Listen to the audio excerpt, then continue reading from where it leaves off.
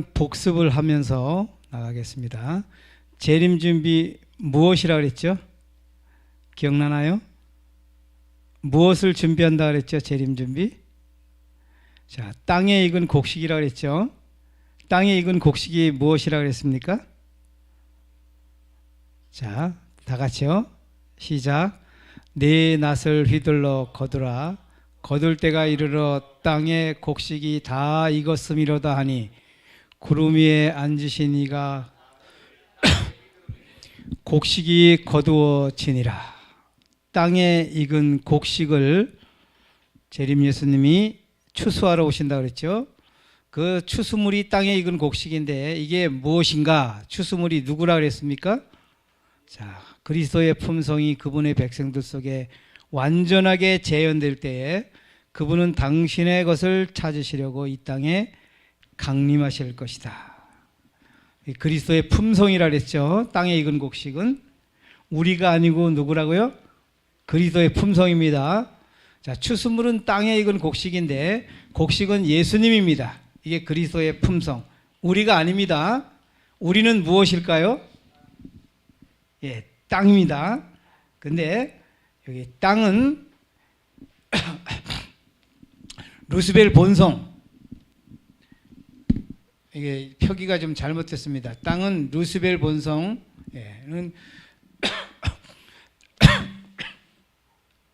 가라지 자, 이게 가시던 불밭입니다. 이게 타락한 상태입니다. 두 번째 땅이 또 나오죠. 이게 예수님의 본성, 익은 곡식, 알곡, 좋은 땅, 추수. 여기 땅은 우리입니다. 타락한 상태는 나와 루스벨 본성이 하나가 된 거예요. 이게 가라지라 그래요. 이걸 자아라 그래요. 이걸 가시던 불밭이라 그러고 이걸 타락한 상태입니다. 그 다음에 두 번째 땅인 나와 예수님의 본성이 합쳐서 여기엔 익은 곡식이라 그럽니다. 이걸 알곡이라 그러죠. 좋은 땅, 추수. 좋은 땅이죠. 자, 잘못된 성화의 개념은 뭐예요? 이 가라지로 곡식을 만든다는 거죠. 예. 그래서 우리 힘으로 안 되니까 성령의 도움을 요청합니다. 된다고요? 안 된다고요? 예, 가라지로 곡식을 만드는 것은 불가능한 얘기죠. 이건. 자, 성령은 가라지로 곡식 만드는 게 아니다. 가라지 제거다. 예, 곡식 파종. 하나님의 형상을 회복하는 것은 예수님을 닮는 것이 아니다 그랬습니다. 지난번에. 그죠? 예수님을 닮는다. 우리가 닮는다는 용어를 많이 써요. 여러분, 내가 예수님을 닮는 게 아니고 예수님은 품는 것입니다. 이게 참된 성화예요. 그래서 우리가 자꾸 예수님 닮는다 이런 용어를 쓰죠. 물론 화이트포인트 쓰셨는데 그 개념이 아니에요. 닮는다 하니까 자꾸 내가 예수님 흉내를 자꾸 내요. 예수님은 닮는 게 아니고 품는 겁니다. 자, 산영이었던 아담이 언제 육이 되었는가? 네가 먹는 날에 정령 죽으리라 하시니라. 자, 먹는 날이 언도 심판 날이라고요? 집행 심판 날이라고요? 네? 집행 심판이라고 했죠? 예. 자, 언도 심판도 맞습니다. 첫 번째 언도 심판은 뭐냐면 아담이 930년 후에 죽었죠. 언도 심판을 받고 이걸 생물학적 죽음이라 그래요. 이때 죽었을 땐 육체의 죽음인데 몸과 혼이 죽었습니다. 이것은 현재 진행형이에요. 자, 두 번째 언도 심판은 7,000년 후에 창조 후 7,000년 후에 둘째 사망이 존재하죠. 이걸 존재적 사망, 존재론적 사망. 이건 미래에 있을 죽음입니다. 자, 세 번째 죽음이 집행심판인데 먹은 즉시로 죽었어요. 이것은 생명적 죽음이요. 그것이 영의 죽음, 품성이 죽었다. 생명이 죽었다. 이거는 과거 완료형이에요. 그러니까 먹는 날에 죽은 것이 세 번째 녹색 글씨입니다. 1번과 2번은 언도 심판날 맞아요. 그죠? 그날 죽지 않았어요. 1번과 2번은. 그 당시에 미래에 생물학적인 죽음은 930년 후에 아담은. 근데 얼마 있다 가인이 아벨을 죽였죠. 그죠? 이게 얼마 됐는지 모르지만은 가인이 아벨을 죽였습니다. 아마 20살 때 죽였다면 20년 후에 죽었을 테고 첫 번째 죽은 게 아벨이지 않을까 싶은데요. 그래서 첫 번째 죽음과 생물학적 죽음과 둘째 사망은 언도 심판인 반면에 세 번째 사망은 집행 심판입니다. 이 세 번째 사망이 매우 중요한 건데 영, 품성, 생명적 죽음을 이걸 본질적 사망이라고 그래요. 본질적 죽음. 사단이 이 현주소를 은폐해 놨어요. 사단은 요거만 가려 놓으면 우리 영혼들이 절대 거듭나지 않을 걸 알기 때문에 이 부분을 가려놨다는 것입니다. 사단이 은폐한 본질적 사망의 구체성을 좀 살펴보면 지난번에 했습니다. 인간의 구조는 뭐예요? 첫 번째 몸, 이거는 살, 뼈, 가시적인 나, 보여지는 나. 자, 두 번째는 혼, 이건 뭐예요? 생각, 감정, 마음, 정신. 이걸 혼이라고 합니다. 영은 본성, 의, 죄, 품성적 영역을 말합니다. 그래서 몸과 혼과 영으로 이렇게 되어 있죠. 데살로니가전서 5장 23절에 자, 몸 더하기 혼 더하기 다른 영. 이 다른 영이 뭘까요? 성경에 다른 영이 뭐예요? 사단이에요. 사단이에요. 몸 더하기 혼 더하기 다른 영, 이걸 육이라 그래요. 육체, 육신. 이걸 죄된 본성이라 그럽니다. 그래서 다른 영이 혼을 지배했어요. 자, 육은 사단이 혼을 지배한 상태입니다. 그래서 이기심과 죄뿐이에요. 우리의 혼은, 우리의 마음 상태는. 이거 사단이 영을 지배해서 그래요. 자, 육은 제가 고기육자를 썼는데요. 여러분 여기 육이 고기육자예요. 육신하면 이게 고기육자입니다. 고기덩어리. 좀 기분이 좀 그렇죠? 우리 사람이 그 짐승만도 못한 새끼마귀, 제가 이렇게 넣습니다. 표현이 좀 거칠은 것 같지만 이게 우리 현실이에요. 여러분 짐승은 이번만 배부르면 그 다음은 신경 안 써요. 근데 사람은 먹을 게 차고 넘쳐도 몇백 년 먹을 게 있어도 계속 더 쌓아놓죠. 그래서 내가 더 쌓아놓기 위하여 이기심을 충족시키기 위하여 살인도 하고 형제간에 재판도 하고 사기도 치고, 이게 뭐냐면 짐승만도 못하게 육이 돼버려서 그래요. 이게 자, 그리스도가 없이 인간이 할 수 있는 모든 것은 이기심으로 부패해진 것과 죄뿐이다. 한번 읽어보세요. 는 순결하시고 거룩하신 하나님께 몹시 불쾌감을 주는 더럽고 타락한 것과 죄로 오염된 것 외에 아무것도 가진 것이 없다. 이게 육의 상태예요. 죄뿐이라 그랬죠. 여러분 이 말이 화이트부인을 통해서 하나님께서 주신 말씀이에요. 우리가 가진 모든 것은 다 뭐다? 죄예요. 선한 행위도 죄예요. 착각하면 안 돼요. 우리가 착한 일하고 선한 행위 했다고 그게 의의가 아니게요. 이거 제 말이 아니죠. 자, 가장 시급한 필요는 뭘까요? 만일 너희 속에 하나님의 영이 거하시면 너희가 육신에 있지 아니하고 영에 있나니 누구든지 그리스도의 영이 없으면 그리스도의 사람이 아니라. 육은 다른 영이 지배한 상태를 육이라 그랬죠. 그래서 우리는 그리스도의 영을 받아야 돼요. 이게 재창조, 이게 회복입니다. 자, 육은 루스벨의 품성, 죄, 사망, 아담을 통해서 받았습니다. 맞죠? 이건 아담을 통해서 받았어요. 영은 하나님의 품성, 의, 생명, 이건 예수를 통해 받습니다. 거듭남은 사단, 마귀 종자인 육인 내가 그리스도의 종자인 영을 받는 것을 거듭남이라 그래요. 육은 육이요 영은 영이니 그 영이 거듭남입니다. 하나님께서 죄밖에 없는 우리에게 주신 것이 무엇인가? 그리스도의 의, 영, 품성, 불멸의 생명, 이제 신성. 다음 시간에는 이 신성 부분도 저희들이 확인할 건데요. 우리 것이 이것들을 받습니다. 여러분 재창조의 재료는 흙이에요. 창조의 재료는. 재창조의 재료는 뭐예요? 예수 그리스도. 창조의 재질은 흙이에요. 근데 재창조 재질은 예수 그리스도입니다.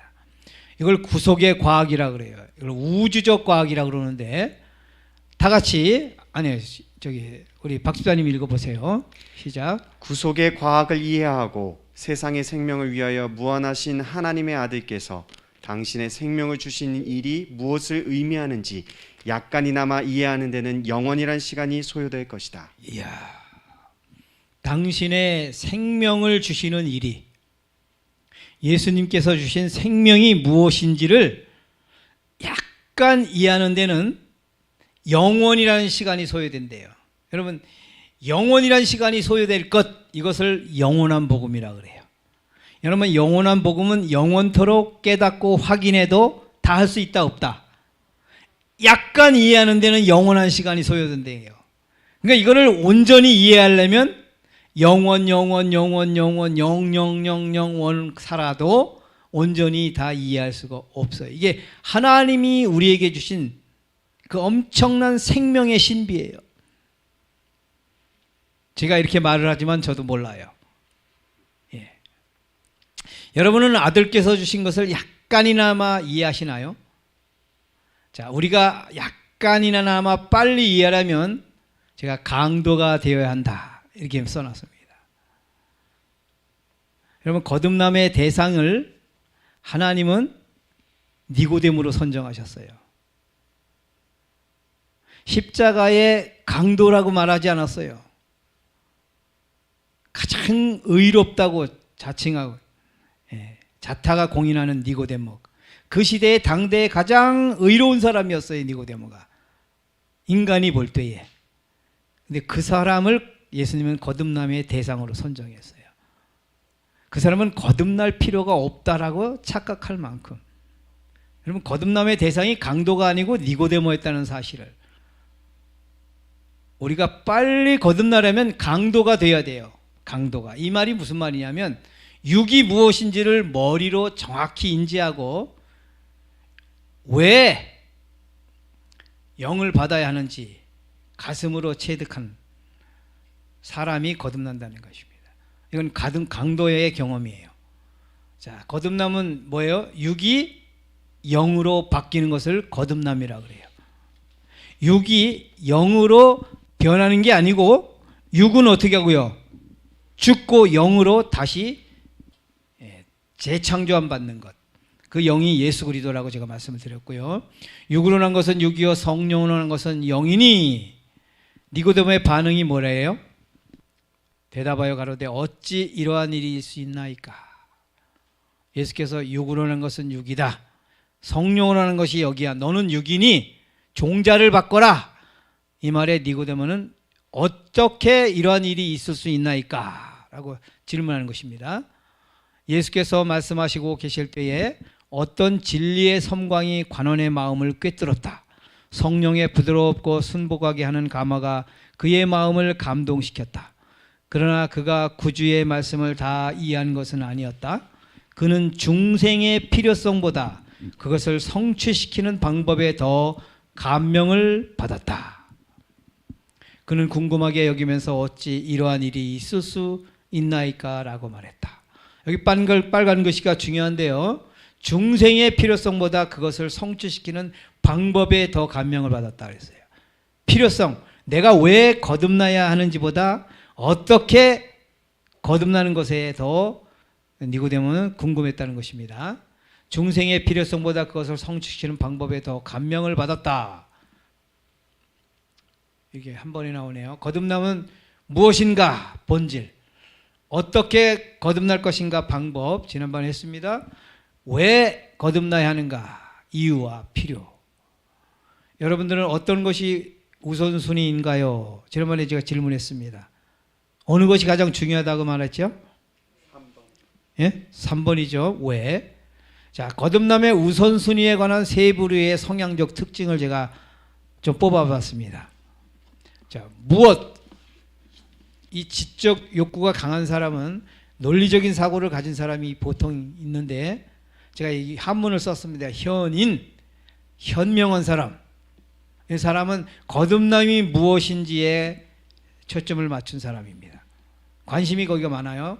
그 다음에 어떻게 거듭날 건가? 여기에 관심을 두는 사람은 육적 욕구가 많은 사람이에요. 그래서 조급합니다.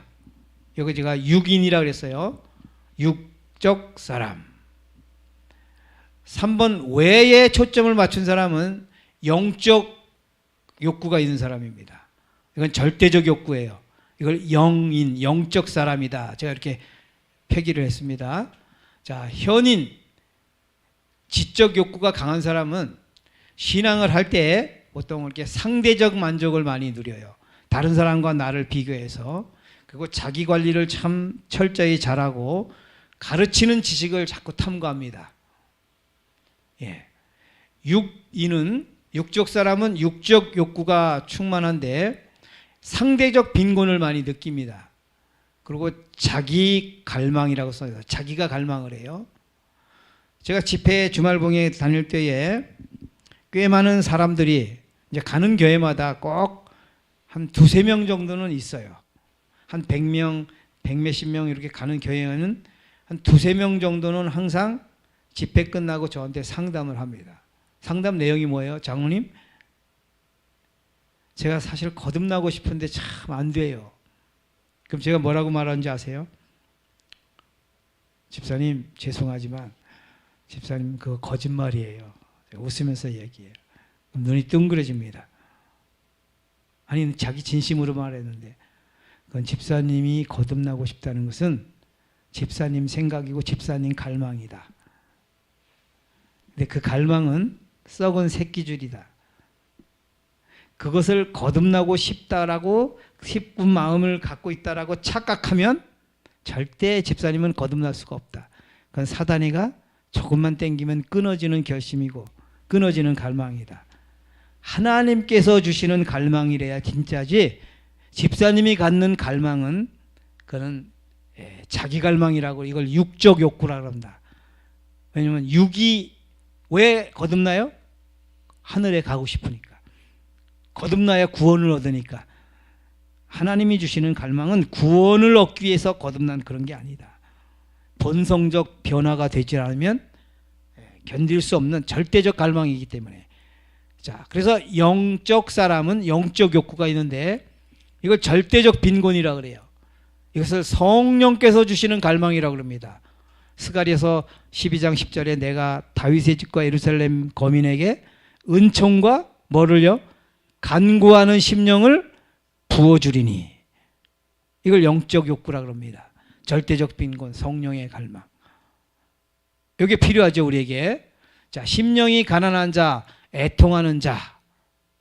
이거는 처절한 자기 현주소를 발견한 사람이 갖는 상태예요. 무엇과 어떻게는 잘 알아도, 거듭남이 무엇인지 또는 어떻게는 잘 알아도 왜를 모르면 절대 거듭남이 불가능합니다. 여러분, 오늘 제가 오늘 시간도 또 왜 하는 거예요? 이게 굉장히 지루하게 느껴질지 모르지만 제가 알아요, 이것을. 여러분, 제가 5년 동안 주말봉회를 다니면서 4년 반을 꼬박 다니면서 느낌이 어떤 느낌을 받았냐면 결론적으로 제가 물을 가르고 다닌 느낌이었어요. 여러분, 거듭나고 싶은 마음이 든다. 이게 참 왜 내가 거듭나야 되는지를, 이게 보통 어려운 게 아니에요. 무엇과 어떻게는 전혀 몰라도 왜만 경험하면 거듭남이 가능합니다. 거듭남이 무엇인지, 어떻게 거듭나는지 이걸 몰라도 왜 거듭나야 되는지만 우리 마음 안에서 일어나면 이 사람은 반드시 거듭나게 돼 있다는 게 성경 이야기예요. 여러분, 배고픈 자 앞에 벽가마가 있다고 쳐요. 벼 알죠? 벽가마가 있다면 어떨까요? 배고픈 자 앞에서 벽가마가 있다면. 방앗간도 필요 없어요. 밥솥도 필요 없습니다. 어떻게 먹을까요? 까서 그냥 먹습니다. 현미로. 배고픈 사람은 그렇게 되게 돼 있어요. 배고플 때 쌀 먹어보셨죠? 굉장히 맛있어요. 특히 현미쌀은.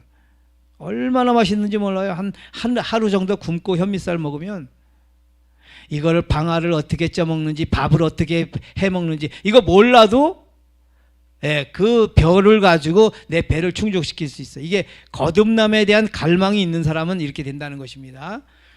구원은 배고픈 사람이 밥 먹는 것처럼 쉽다. 혹자가 이렇게 말했어요. 구원은 배고픈 사람이 밥 먹는 것처럼 쉽다. 이 말이 굉장히 중요한 말인데 거듭남도 배고픈 사람이 밥 먹는 것처럼 쉽습니다. 근데 문제는 뭐냐? 그러나 죄인은 스스로 거듭남 고품, 이걸 영적 갈망이라고 하는데 거듭남 고품이 절대 불가능하다는 사실이에요. 육신의 배고픔은 끼니만 건너뛰면 굶어지면 배고파지는데 영적 배고픔은 내가 어떻게 만들 수가 없어요. 이해하세요? 영적 배고픔은 절대 내가 할 수 있는 일이 아니에요. 하나님께서 성령께서 하시는 일이지. 십자가 예수님의 사망 원인이 뭔지 아세요?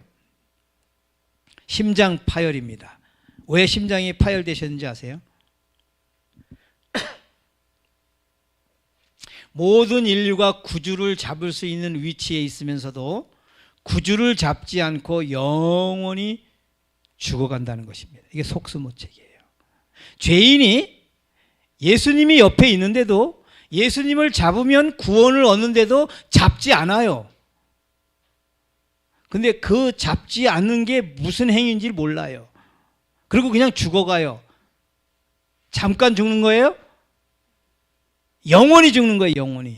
영원히 죽는 것도 모르고 구주도 모르고 이게 죄인의 상태라는 거예요. 이게 육의 상태라고요. 속수무책이에요. 그래서 예수님이 너무너무 답답해서 심장이 터진 거예요. 내가 이렇게 희생하면 모두가 다 구원을 받아야 되는데 이토록 큰 값을 치르고 희생을 해도 죄인이 구주를 잡지 않아요. 무엇이 그렇게 만들었어요? 그 죄인을. 육을. 죄가요. 죄가. 이 죄의 본질이 왜 구주를 잡지 않을까? 죄인의 현주소를 몰라요. 이게 죄인의 상태입니다. 죄인은 피부병이 아니고 뭐예요? 정신병이에요. 이 문제인식을 전혀 갖지 못해요. 문제인식이 없어요. 이게 전두엽의 손상을 받아서 그래요. 이걸 갈망상실이라 그래요. 갈망상실.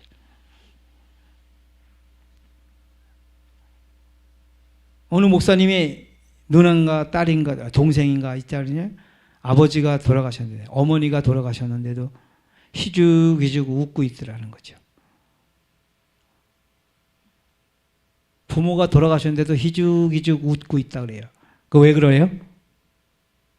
정신병이에요. 어디를 여기를 손상받아요. 죄는 정신병이에요. 정신병. 문제인식을 전혀 못하고 갈망을 완전히 상실한 상태가 죄예요. 여러분 이것을 지금 이걸 일단 이론으로 배워야 돼요. 이게 이론으로 배우고 이게 내 안에서 가슴으로 느껴지도록 이론으로 배워야 이제 내가 거듭나기 전에 죄인인 거를 죄인이 무언가를 현주소를 내가 알아야겠다. 그래서 하나님께 기도를 해야 합니다. 보세요. 제가 인위적으로 이렇게 만들었어요. 유전적 죄인, 전자동 죄인, 죄밖에 없는 죄인, 절대적 죄인, 어쩔 수 없는 죄인, 모든 사람이 죄인. 7번째, 죄인인 줄 모르는 죄인. 접붙임책에 이거 다 써놨는데요. 죄인인 줄 모르는 죄인. 이걸 죄인인 줄 알아야 그 다음에 구주가 필요하잖아요. 그러니까 죄인인 줄 모르는 죄인. 이 말하면 나는 죄인인 줄 아는데. 여러분 그런 생각 들지요 순간에. 집사님 죄인 맞아요? 맞나요? 맞아요. 배워서 우리가 알아요. 근데 이게 가슴으로 느껴지는 것은 쉽지 않아요. 여러분 진짜 죄인인 줄 알면 제일 좋은 단어가 뭔지 알아요? 죄인이라는 단어예요. 내가 죄인인 걸 알면 누가 나보고 죄인이라 그러면 그게 너무 좋아. 왜? 그 순간부터 누가 필요해요? 구주가 필요하고 보이니까. 죄인인 줄 모르는 죄인이 가장 시건. 그럼 여기 8번 죄인은 또 뭘까요? 제가 8번 퀘스천 마크 달았죠? 8번 죄인은 뭐예요? 죄인인 줄 아는 죄인. 이게 성령께서 만드시는 죄인입니다. 거듭남이 무엇이고 어떻게? 머리로만 가능합니다. 7번 죄인도 가능해요. 1번부터 7번까지 죄인은 거듭남이 무엇이고 어떻게 거듭날 것인가 이걸 깨달을 수 있어요. 1번부터 7번은요. 근데 이 8번 죄인, 죄인인 줄 아는 죄인은 절대 못 깨닫습니다. 이건 왜냐하면 가슴으로만 체득이 가능한 거예요. 이건 8번 죄인만 가능합니다.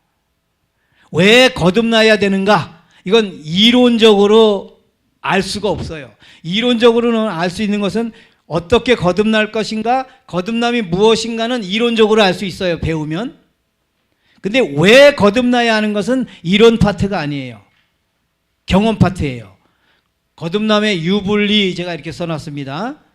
여러분 공부 잘하고 성경 지식이 풍부한 사람, 공부 못하고 성경 지식이 별로인 사람, 어떤 사람이 더 유리할 것 같아요? 네? 2번 같아요? 공부 못하고 성경 지식이 별로인 사람이 더 거듭나기 쉬울 것 같아요?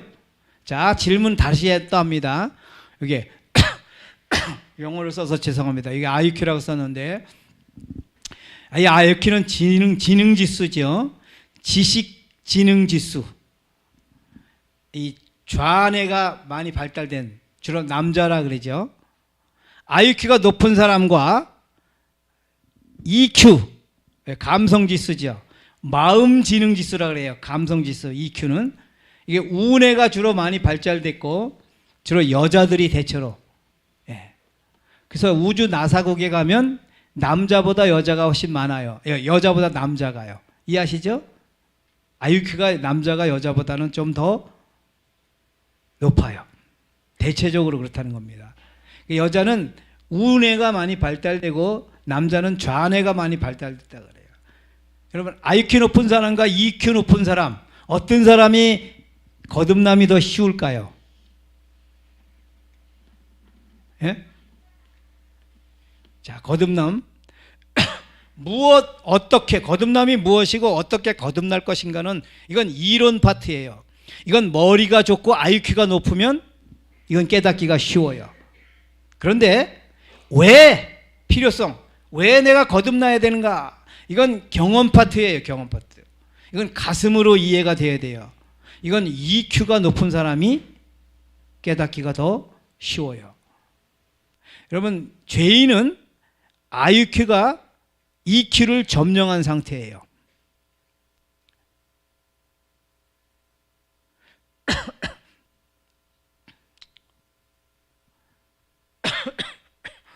무엇이나 어떻게가 거듭남의 지름길인 것 같지만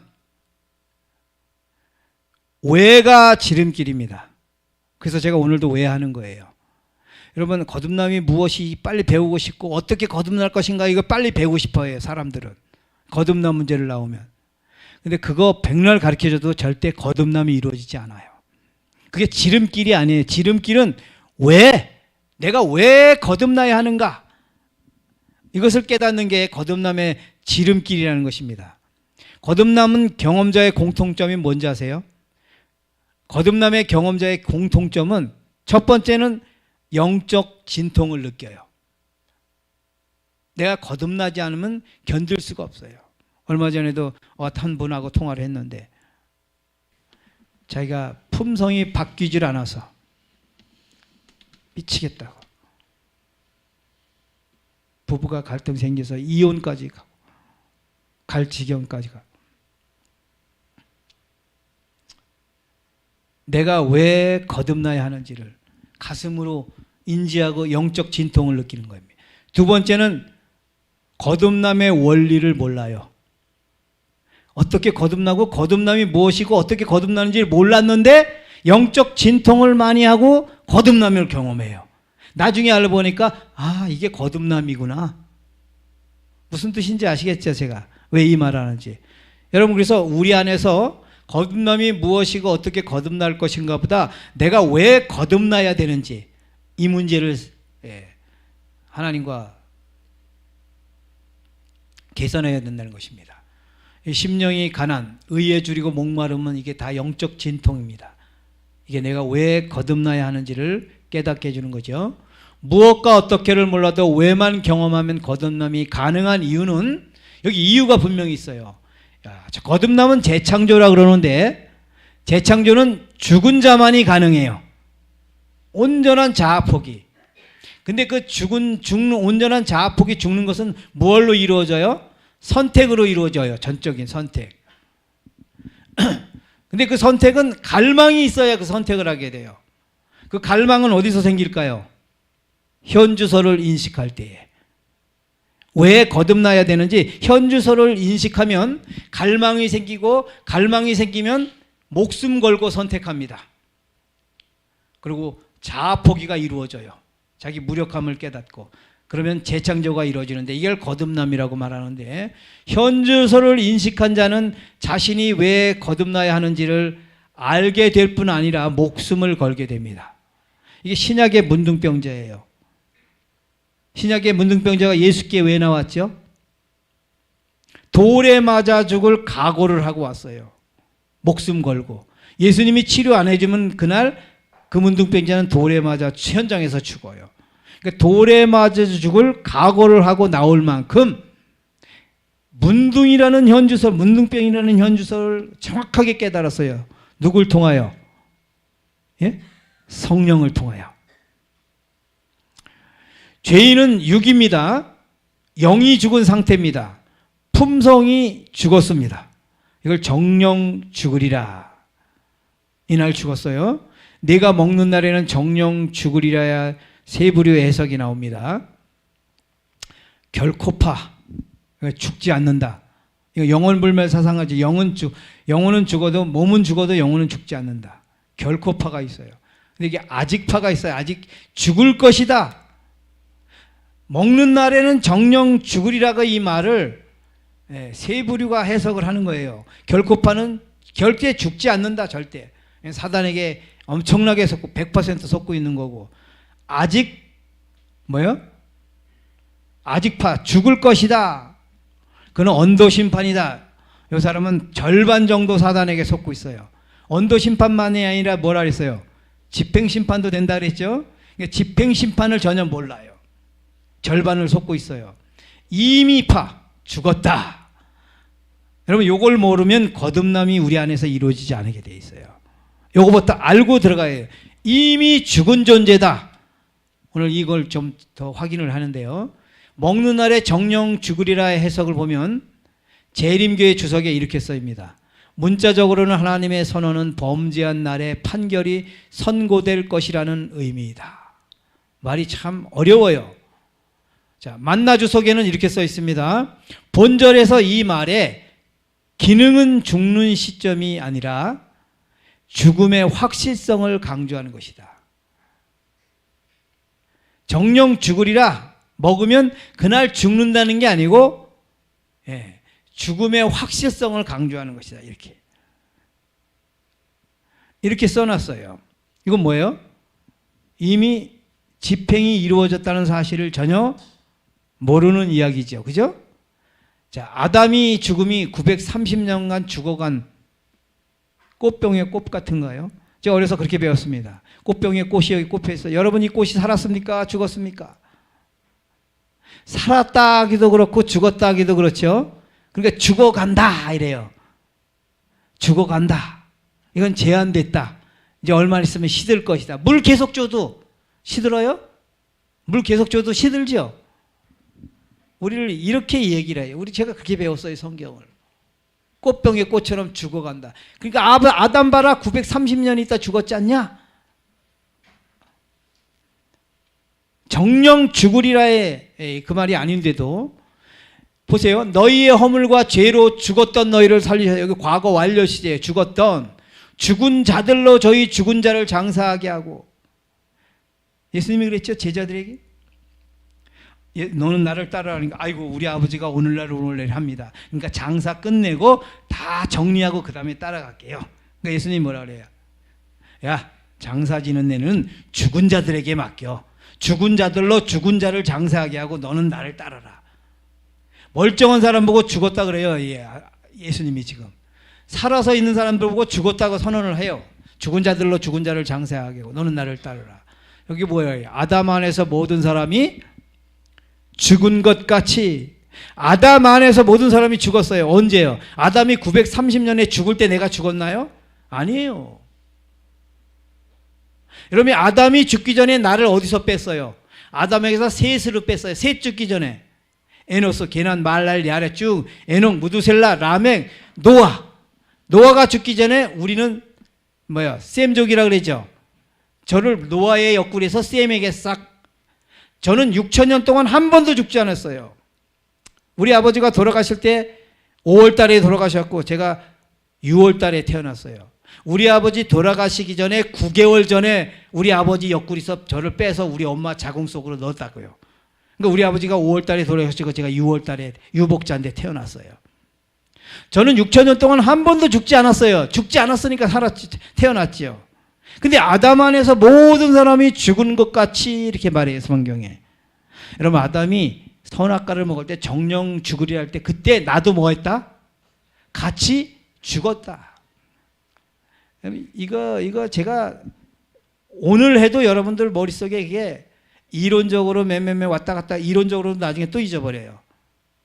이게 내 가슴으로 딱 새겨지기 전에는 이게 쉽지 않은 문제인데 보세요. 나는 아브라함, 이삭의, 야곱의 하나님이로라. 하나님은 죽은 자의 하나님이 아니오 산 자의 하나님이시라. 아브라함과 이삭과 야곱은 이미 2000년 전에 죽었는데도 예수님이 뭐라 그래요?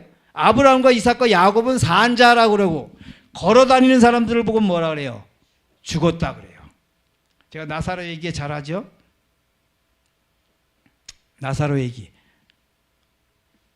나사로 무덤에서 예수님이 울었어요. 근데 그 울음이 민망히 여기고 통분히 여긴 울음이에요. 그게 뭐냐면 죽은 시체들이 살아있는 나사로 때문에 슬퍼하는 모습을 보고 예수님이 민망히 여기고 통분히 여겨서 울어요. 죽어있는 시체들이 살아있는 나사로를 보고 울어요. 여러분, 예수님 눈에는 거기 살아있는 사람은 딱 하나예요. 누구요? 나사로 하나예요. 그리고 모든 사람은 다 뭐예요? 죽어있는 존재들이에요. 여러분, 성경에서 우리가 이걸 못 깨달으면 근본적 변화가 안 일어나게 돼 있어요. 우리는 다 이미 뭐한다? 정령 죽은 존재. 타락부터 우리가 다시 배워야 돼요. 타락을. 사단이가 이걸 가려놨어요. 제가 오늘 1시간 동안 이걸 계속 이거 쓰는데 선악과 먹는 것은 뭐예요? 마귀 품성을 먹은 겁니다. 이거 먹으면 죽지 않는다. 하나님은 이걸 먹으면 정령 죽는다. 누구 말을 먹었어요? 마귀 말을 먹었죠. 이게 죄된 품성이라 그래요. 정령 죽은 자입니다. 정령 죽으리라는 하나님의 형상에서 마귀 형상으로 돼버린 거예요. 이걸 죽은 자라 그래요. 생물학적 죽음이 아니고 하나님의 형상에서 마귀 형상으로 된 이 변화는 우리가 지금 생물학적으로 죽은 변화보다 엄청난 더 큰 사건이에요. 이건 우주적 사건인데 죄인은 육입니다. 살다가 죽는 자가 아니라 이미 죽은 자로 탄생돼요. 이걸 사사나라 그래요. 사사나. 왜 옛날에 가끔 죽은 아이 낳았죠? 엄마가 뱃속에서 죽은 아이. 이걸 사사나예요. 여러분, 제가 태어날 때 이미 죽어서 태어난 거예요. 살아있는 존재가 아니고 죽어있는 존재라고요. 이걸 사사나라 그래요. 복음은 죽을 자를 안 죽게 하는 것이 아니고 이미 죽은 자를 살리는 거예요. 복음은 죽을 자를 안 죽게 하는 게 아니고 이미 죽은 자를 살리려면 어떻게 해야 될까요? 생명을 줘야겠죠. 죽은 자를 위해서 대신 죽어주는 게 의미 있어요? 이걸 모르니까 십자가도 헷갈리는 거예요, 우리가. 그죠? 십자가에서 예수님은 내 대신 죽었다 그러잖아요. 아니, 죽은 자를 위해서 대신 죽어주는 게 뭔 의미가 있어요? 죽은 자에겐 뭘 줘야 돼요? 생명을 줘야 돼요. 십자가 사건은 대신 죽어준 사건이 아니고 뭐예요? 생명을 주신 사건. 그러니까 우리 자꾸 대신 죽어준 걸 얘기해요. 대신 죽어줬는데 나한테 변화가 있어요, 없어요? 없잖아요. 맞잖아요. 생명을 주신 생명을 받아야 변화가 있는데 사단이는 정령 죽으리라를 다 가려놨어요. 그래서 우리 안에서는 변화가 안 일어나는 것입니다. 죄인의 현주소는 육입니다. 이걸 마귀 형상이라 그래요. 타락한 본성입니다. 이걸 죄된 본성, 죽은 자. 계속 제가 반복하죠. 죄인은 이미 죽은 자임을 제가 그토록 강조하는 이유가 무엇인가? 저 사람은 왜 자꾸 이걸 반복해서 얘기를 하지? 그 이유가 무엇이냐 이 말이에요. 그 이유가, 자, 마귀 종자인 피가 예수님 종자인 별을 생산하려고, 이걸 영적 진화론이라고 그래요. 원숭이가 변해서 뭐가 됐다는 거예요? 사람이. 아메바가 원숭이가 되고 투쟁하고 깎고 해서 아메바가 원숭이가 되고, 원숭이가 뭐예요? 직립인이 되고 사람이 되었다. 이게 진화론이에요. 피 알죠? 논의 피. 피가 논에 오래 있으면 벼가 되나요?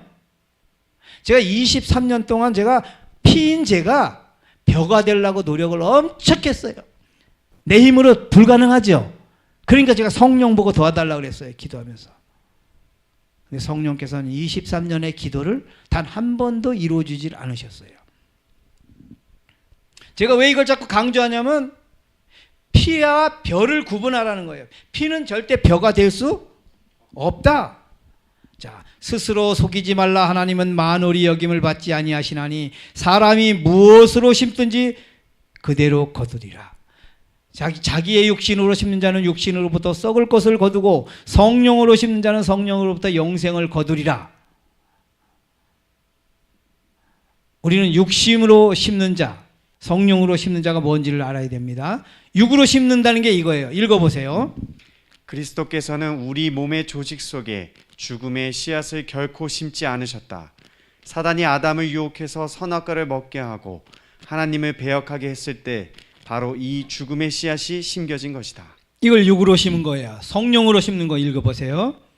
성령의 역사로 말미암아 일어나는 심령의 성화는 그리스도의 본성을 사람 속에 심는 것이다.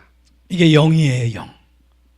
우리 안에 예수의 본성을 심는 것.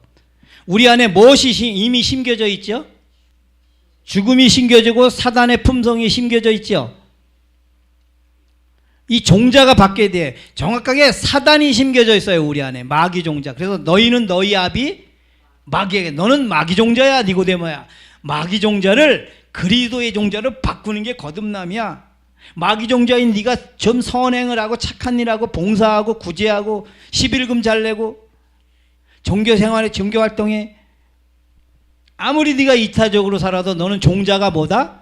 마귀 종자야. 여러분, 니고데모는 십자가 전에 니고데모는 마귀 종자였고 구원받은 강도는 그리스도의 종자예요. 이해하세요?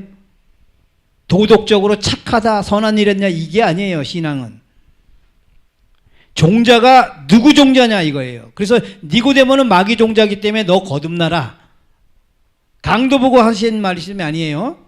자, 재림 준비의 가장 심각한 현상. 제가 24년 동안 이 현상 속에 살았는데, 자, 육인 내가 빌립보 4장 13절을 믿어요. 능력 주시는 자 안에서 무엇이든지 할 수 있다. 그래서 제가 성화를 시도합니다. 시도했어요. 근데 한계에 봉착해요. 절대 안 바뀌는 걸 느껴요. 그러니까 뭐예요? 이른비 성령을 제가 많이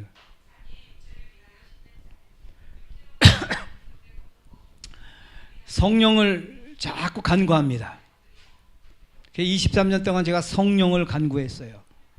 근데 안 바뀌어요. 이제 성령이 간구해도 안 되니까 성령도 힘이 좀 딸리시는가? 뭘 기다려요? 늦은 비를 기다려요. 제가 이런 성도들 많이 봐요. 돌아다니면. 지금은 안 돼. 늦은 비가 와야 돼. 그래서 늦은 비 집회에 간대요. 우리 집에 거듭난 집회에 왔다가 저쪽에 늦은 비 집회가 있으니까 글로 가더라고요. 그래서 내가 여보시오 늦은 비 집회 가면 안 돼. 늦은 비 성령 내리면 큰일 나 지금. 마귀 종자가 그대로 굳어지는데 늦은 비 성령은 굳히는 성령이야. 마귀 종자인데 아직 종자도 그리스도의 종자로 거듭나질 않았는데 늦은 비가 내리면 마귀 종자로 굳혀지면 이게 큰일 나잖아요. 그죠? 여러분, 늦은 비 성령 함부로 구하면 안 돼요. 늦은 비 성령 내리지 마세요. 절대 내리지 마세요. 이래야 돼요, 우리가. 이른 비 성령을 통하여 뭐예요? 그리스도의 종자로 먼저 바뀐 다음에 늦은 비가 와야 된다는 것입니다. 성령은 마귀 종자인 육이 무엇을 하도록 결코 돕지 않아요. 특별히 육이 영으로 바뀌는 일에 있어서 성령은 절대 돕지 않아요. 근데 우리는 계속 도와달라고 기도하지 않습니까? 성령은 예수 종자인 영을 심령 속에 심는 분입니다. 이걸 거듭나시게 하신 분. 사단의 고단수 전략이 뭐냐면 그리스도의 의만 아니면 모든 것을 다 양보해요. 영으로 바뀌는 것만 아니면 육에게 다 줘요. 여러분 이게 뒤죽박죽 돼 있습니다. 우리가 살면서 이게 진짜 성령이 하신 건지 마귀가 돕는 건지 모르는 것이 너무 많아요. 그래서 착한 일을 하고 좋은 일을 하고 뭔가 달란트를 많이 받아서 하잖아요. 그럼 기고만장해요. 다 루스벨이 돼 있어요. 나도 모르게. 여러분 이거 성령께서 하시는 거 아니에요. 성령께서 이렇게 도와줄 때 얘가 이게 진짜 도움이 될까, 얘한테 해가 될까, 우리 하경이에게 나쁜 거 안 주잖아요. 게임을 계속 하는데 돈 계속 대주는 부모가 있어요?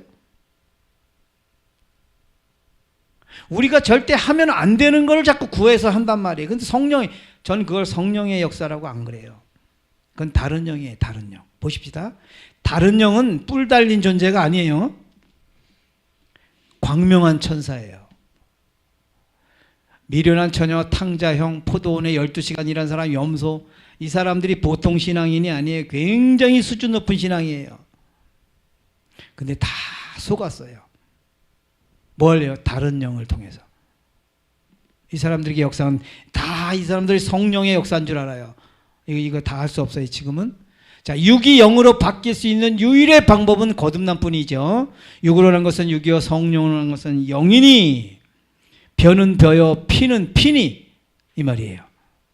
종자가 절대 바뀌지 않는다. 벼는 벼고 피는, 콩은 콩이고 팥은 팥이니 콩 심으면 절대 팥 안 돼요.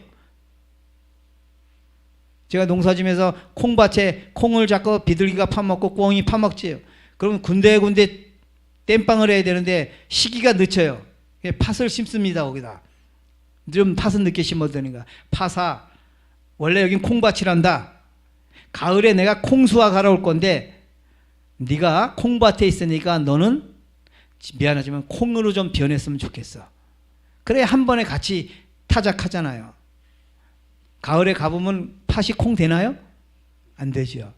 여러분 팥으로다가 콩을 만들려고 하는 게 지금 우리 신앙이에요.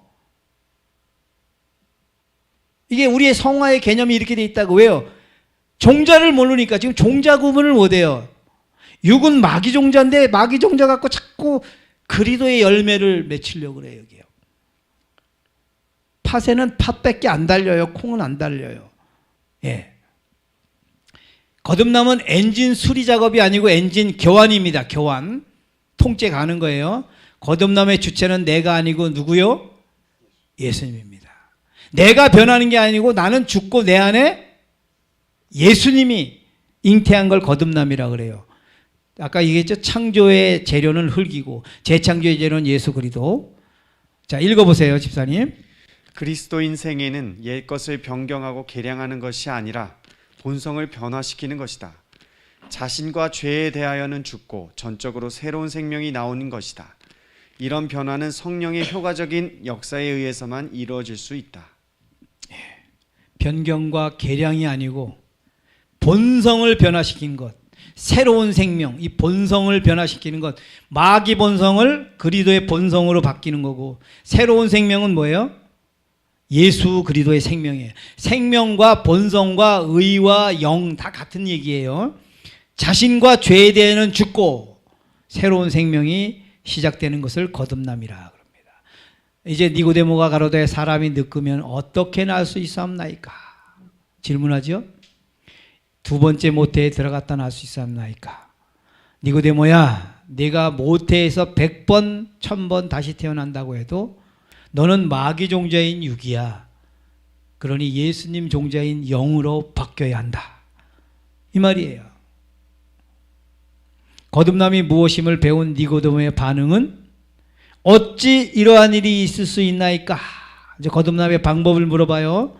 내가 어떻게 하여야 거듭날 수 있습니까? 라고 물어보는 거예요. 니고데모가.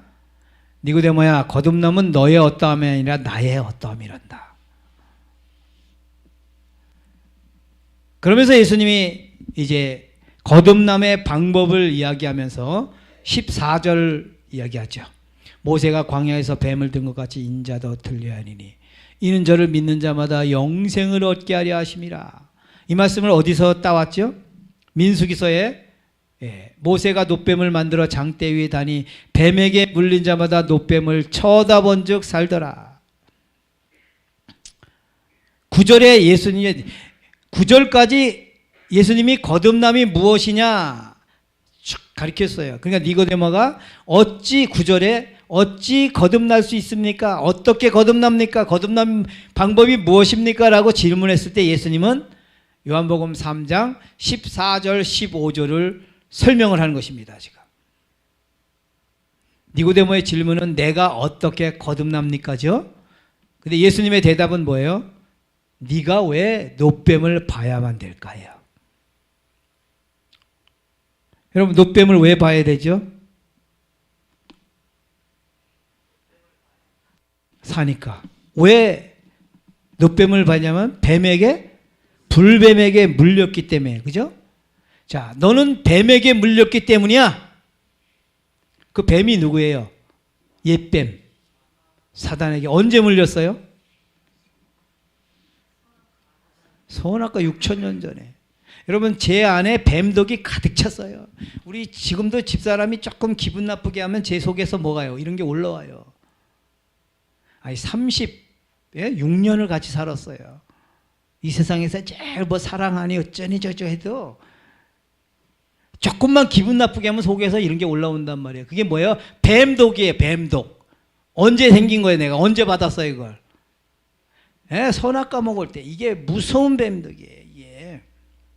이게 6,000년 된 게 아니라 사실상 루스벨이 인간의 타락하기 창조 전에 이미 한참 전에 하늘에서 품었던 6천만 년 전 거목이에요. 거목.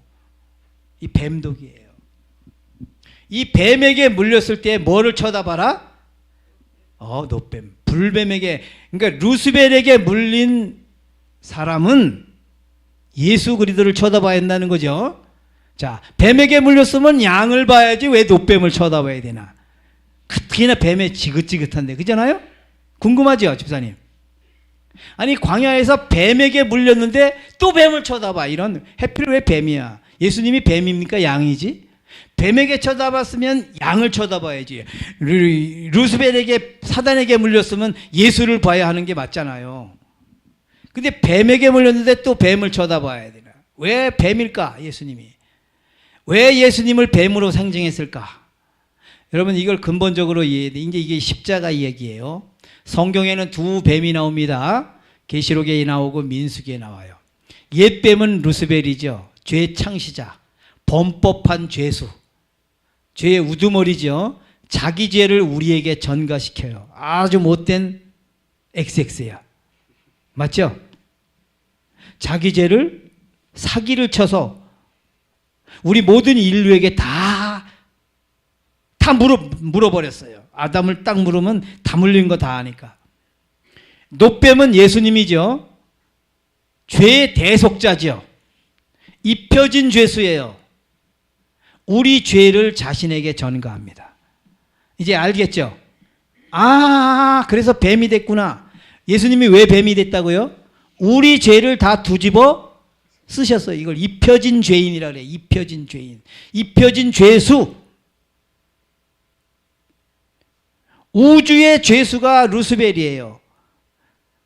근데 지구의 죄수는 누가 됐어요, 지금? 예수님이 온 인류의 죄를 떠안으시고. 이래서 뱀이, 우리가 예수님을 자꾸 양으로만 알고 뱀으로 된 거 모르고. 자, 그리스도께서 우리를 위하여 저주를 받은 바 되사 율법의 저주에서 우리를 속량하셨으니 기록된 바 나무에 달린 자마다 저주 아래에 있는 자라 하였습니다. 율법의 저주를 받았어. 예수님이 우리를 대신해서요. 죄를 짊어지신 그분은 거룩한 공의의 진노를 견디시고 그대를 위하여 죄의 그 자체가 되셨다. 이래서 뱀으로 된 거예요. 뱀으로 상징된 거예요. 옛뱀 루스벨은 물은뱀입니다. 에덴 동산에서 6,000년 전에. 자, 놋뱀은 예수님이죠. 치료하는 뱀이에요. 갈바리 십자가에서 2,000년 전에. 네. 자, 놋뱀을 쳐다본 즉 살다로와 믿는 자마다 영생을 얻게 한다. 이 말이 같은 말인데, 광야의 놋뱀 쳐다보면 살더라. 십자가 예수는 믿으면 영생을 얻는다. 같은 말입니다. 믿음과 쳐다보면 동의어예요. 믿음이 있어야 쳐다볼 수 있죠. 그죠? 쳐다보는 것과 믿음은 같은 얘기예요.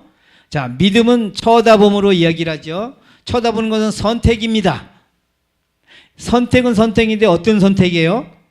목숨을 건 선택이에요. 뱀에게 물렸을 때 놋뱀을 쳐다볼 것인가 독을 빨 것인가? 독 때문에 죽으니까 독을 빠는 사람 다 죽었어요. 근데 쳐다본다고 뭐 사나? 그리고 또 독 빨아요. 그리고 또 죽어요. 앞에 사람이 독 빨다가 다 죽는데도 여전히 독 빨아요. 왜요? 아니, 뱀 독 때문에 죽는데 저 구리뱀을 쳐다보는데 내가 왜 어떻게 살아? 의사의 머리를 가진 사람들은 다 빨아요. 독이 뭔지를 아는 사람들은 빨게 돼 있어요. 근데 그걸 어설프게 안 했어요. 정확하게 독이 뭔지를 알으면 안 빨아요. 왜요? 빨아도 어차피 죽을 거니까. 그러니까 독을 어설프게 아는 사람은 빨아요. 근데 정확하게 아는 사람은 안 빨아요. 그래서 어떤 사람이 쳐다보냐면 물린 자마다, 이 말은 뭐냐면 물린 걸 정확하게 안 사람만 쳐다본다는 겁니다.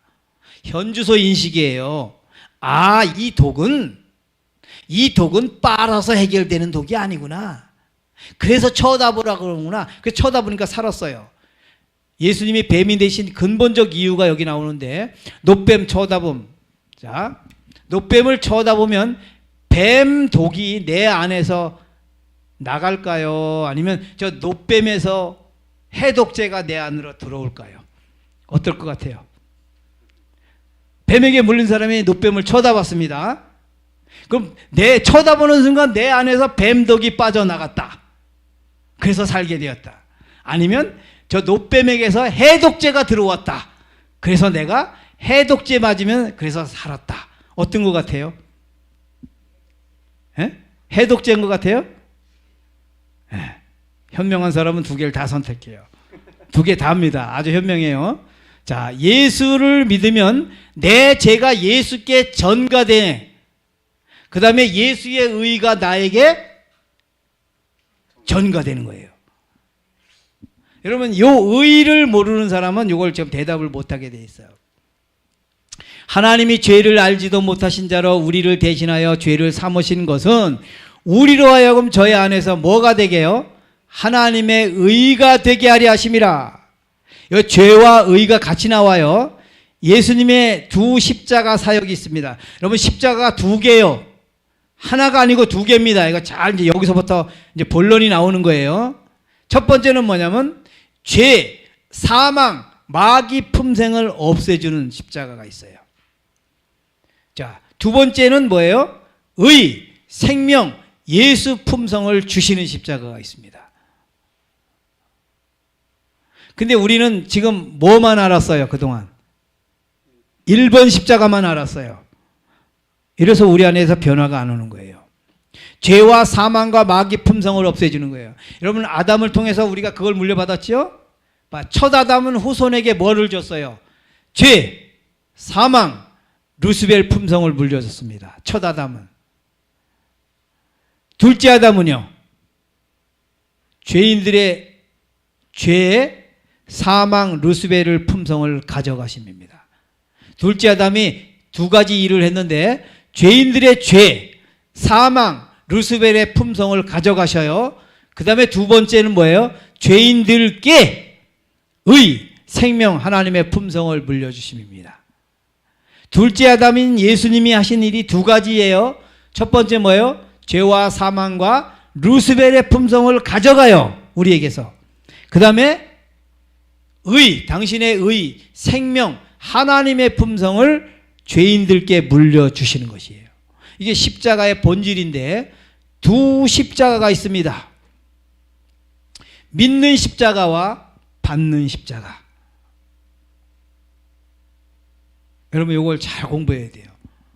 믿는 십자가와 받는 십자가 보세요. 믿는 십자가는 노뱀이죠.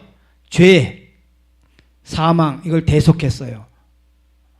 여기 뭐냐면 불로 소멸시킨 번제물 양 나오죠. 성경에 그죠? 번제물의 양은 뭐예요? 불로 다 태워버려요. 왜요? 거기에 모든 내 죄가 거기에 다 전가됐기 때문에 하나님이 저주, 율법의 저주의 불로 태우는 거예요. 이걸 번제물 양입니다. 이게 예수 그리스도를 얘기해요. 자, 어린 양이 나와요. 어린 양은 의를 생명을 주시는 양인데 불에 구워 먹는 유월절 양이 있어요. 맞죠? 유월절 양은 불에 구워서 먹어요. 탁 먹는 겁니다. 의는 먹는 거예요. 예수께서 생명은 먹는 거예요. 내가. 그러니까 지금 양이 두 가지, 번제물 양은 다 태워 죽이는 양, 유월절 양은 구워서 먹는 양. 선생님 의미를 아시겠죠? 내 죄를 뒤집어 쓴 양은 다 태우고 나에게 생명을 주신 양은 내가 먹고. 자, 노뱀, 그리스도께서 우리를 위하여 저주를 받으면서 율법의 저주에서 우리를 속량하셨으니, 속량은 대속이죠. 내 죄를 다 가져가셔서 그분이 뱀이 된 거예요. 그걸 노뱀이라 그래요. 어린 양은 내가 온 것은 양으로 생명을 얻게 하고 더 풍성히 얻게 하려 하는 것이라. 어린 양은 생명을 주러 온 거고 노뱀은 내 죄를 가져가신 분이에요. 이게 예수님의 두 십자가의 사역인데, 두 십자가의 의미가 함축된 말씀을 보면 보세요. 하나님이 죄를 알지도 못하신 자로 우리를 대신하여 죄를 삼으신 것은 우리로 하여금 저희 안에서 하나님의 의가 되려게 하려 하심이라. 이게 죄를 삼으신 것은 우리로 하여금 뭐예요? 의가 되게 하려 하심이라. 이거 중요한 말씀 한번 읽어보세요. 네. 셋째 천사의 기별은 하나님의 계명과 예수 그리스도를 믿음을 선포하는 것이다. 예수 믿음, 그것에 대하여 말하고 있지만 이해되고 있지는 못하다. 무엇이 셋째 천사의 기별에 속하는 예수 믿음을 구성하고 있는가? 예수께서 우리의 죄를 지시는 분이 되심으로 우리의 죄를 용서하시는 구주가 되실 수 있으신 것이다. 그분은 우리가 받아야 할 마땅한 취급을 받으셨다. 그분은 이 세상에 오셔서 우리의 죄를 취하심으로써 우리가 그분의 의를 취하게 하셨다. 우리를 넉넉히 충분히 전적으로 구원하실 수 있는 능력을 믿음이 예수 믿음이다. 이게 중요하죠? 우리 죄를 취하심으로 빨간 것이, 그 다음에 뭐요? 그분의 의를 취하게 하셨다. 여러분, 죄만 가져간다고 해결되는 게 아니라 의가 있어야 돼요. 의가 생명이에요. 우리는 이미 죽은 존재예요. 죄밖에 없어요. 죽은 존재를 위해서 생명을 줘야 되죠. 의를 주셔야 되죠. 자, 그분은 우리의 죄를 취하심. 그 다음에 우리는 뭐예요? 그분의 의를 취함입니다. 이걸 물물교환이라 그래요. 예수님이 십자가에서 내 죄는 가져가시고 뭘 줬어요? 의를 주셨어요. 그럼 우리는 뭐예요? 우리 죄를 예수님께 드리고 의를 받는 거예요. 이걸 구원이라 그래요. 이 두 가지가 같이 병행해서 이루어져야 되는데 우리는 자꾸 뭐냐면 의를 받는 것에 대해서는 전혀 몰라요. 이 재림교인들이 이게 참 의를 받는 건 잘 모르고 죄만 자꾸 그분이 가져가셨다. 이게 반쪽짜리 십자가인데, 자, 믿는 십자가는 노뱀 십자가입니다. 우리 죄를 취한 뱀이에요. 이게 요한복음 3장 15절 십자가고요.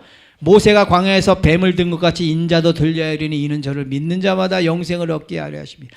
여러분, 요한복음 3장 14절 15절은 믿는 십자가 노뱀 십자가입니다. 그 다음에 16절은 뭐예요? 받는 십자가예요. 독생자 십자가. 그분의 의를 주심입니다. 하나님이 세상을 이처럼 사랑하사 독생자를 주셨으니 이는 저를 믿는 자마다 멸망치 않고 영생을 얻게 하려 하심이라. 다음 시간에 이제 요한복음 3장 16절, 성경의 모든 중심 주제 핵, 요한복음 3장 16절을 모르면 성경을 다 알아도 소용이 없고 알 수도 없지. 그 다음에 요한복음 16장만 제대로 알면 모든 성경을 다 알게 되는 거예요.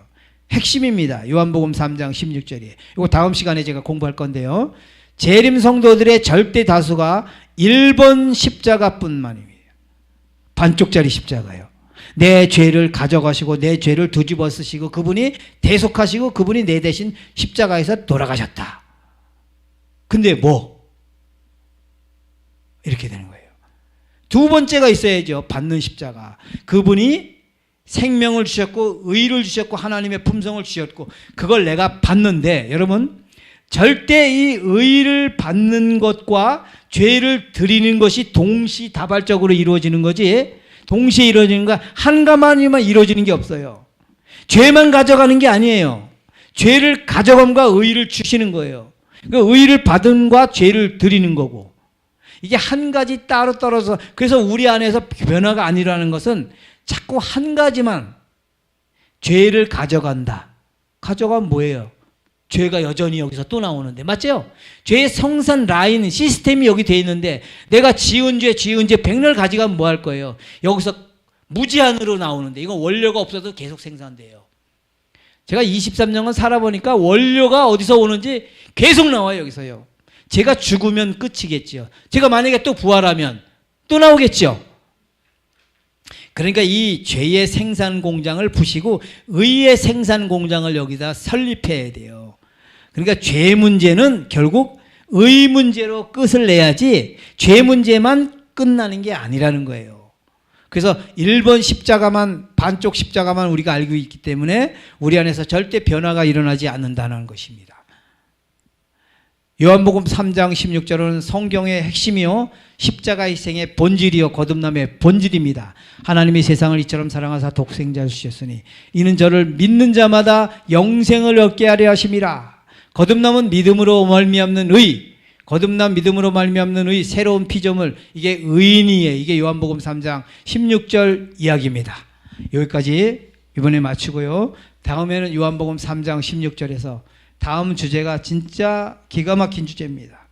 제가 이 다음 주제를 여러분들에게 말씀드리기 위하여 두 번의 시간에 왜를 계속 말씀인 거예요. 우리는 절대적 죄인이고 요한복음 3장 16절이 꼭 우리 안에서 경험되어져야 할 죄인이기 때문에 그게 안 되면 우리는 변화가 일어날 수 없고 하나님의 형상으로 회복이 불가능하기 때문에 요한복음 3장 16절을 제가 말씀드리기 위하여 2시간을 무려 말씀을 드린 것입니다. 아무쪼록 요한복음 3장 16절을 통해서 우리가 정말 거듭남을 변화를 경험하는 우리 모두가 되기를 바라면서 말씀을 마치겠습니다. 기도하고 마치겠습니다. 하늘에 계신 우리 아버지 하나님, 우리를 사랑하셔서 우리를 하나님의 형상으로 회복시켜 주시려고 오늘도 우리에게 최선을 다하여 우리를 돕는 하나님께서 우리의 필요를 아십니다. 아버지 우리 안에 먼저 거듭나고 싶은 마음, 육적 갈망이 아니라 영적 갈망을 허락해 주시옵소서. 우리는 죄인들입니다. 거듭남이 왜 필요한지를 모르는 죄인들입니다. 갈망을 상실했습니다. 거듭나고 싶다고 말하지만 거듭나고 싶은 마음이 전혀 없는 상태가 저희들 상태입니다. 거듭나려고 결심을 해도 사단이가 조금만 방해하면 중도 하차할 수밖에 없는 그런 연약한 갈망을 상실해버린 죄인들의 상태입니다.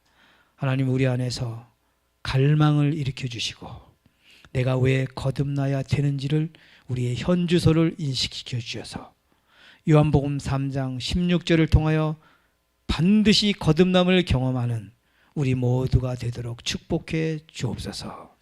다음 시간까지 주께서 우리와 함께해 주시옵기를 바라오며 우리를 주에서 구원해 주시고 오늘도 당신의 의를 주시려고 지성소에서 언제나 대기하고 우리를 기다리고 계시는 고마우신 우리 구주 예수님의 이름으로 기도드립니다.